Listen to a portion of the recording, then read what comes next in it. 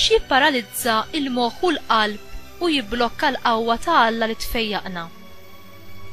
Id-dnub u n-nuqqas ta' maħfra bla dubju.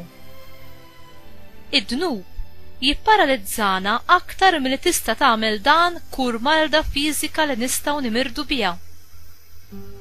Id-dnub u l-ħidma tas-saltna tad-dlam u jżommna marbuta u l-sira tiegħu għall-eternità.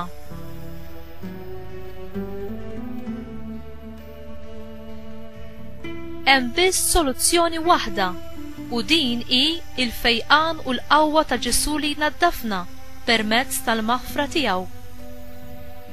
Il-mod kif Ġesu kien jitratta lil midinbin kien jiskomoda lill-għalliema reliġjużi ta' żmien Ġesu.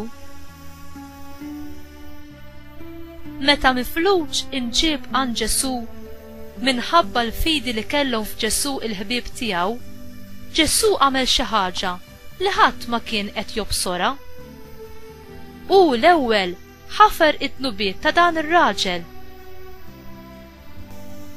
Il-kittieba qisu din bħala dawwa għax huma fehmu li Alla biss kellu l-awtorità li jaħfer id-dnubiet u jħoll raġel jew mara mit-tuqol tal-ħtija.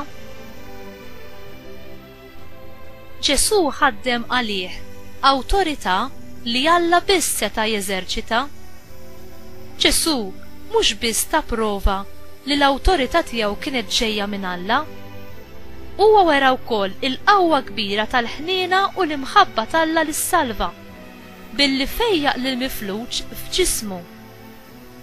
Ir-raġel kien ipparalizzat mhux biss fiżikament imma wkoll spiritwalment.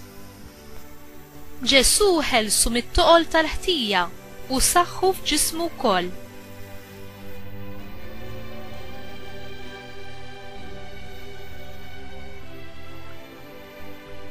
Il-mulej dejjem lest biex ifejjaqna f'moħħna, f'ġisimna u f'ruħna. Il-grazzja tiegħu teħlisna mill-qawwa tad-dnub u mill-jasar tax-xewqat, tal-passjonijiet u l-vizzijiet ħżiena. X'qed tħalli li jżommok milli tilqa' l-qawwa ta' Ġesu li jrid ifejqek?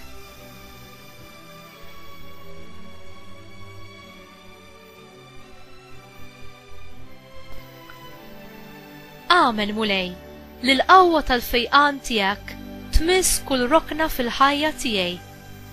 Ħsibijieti l-aktar moħbija, ix-xewqat, l-attitudnijiet u l-memorji kollha tiegħi.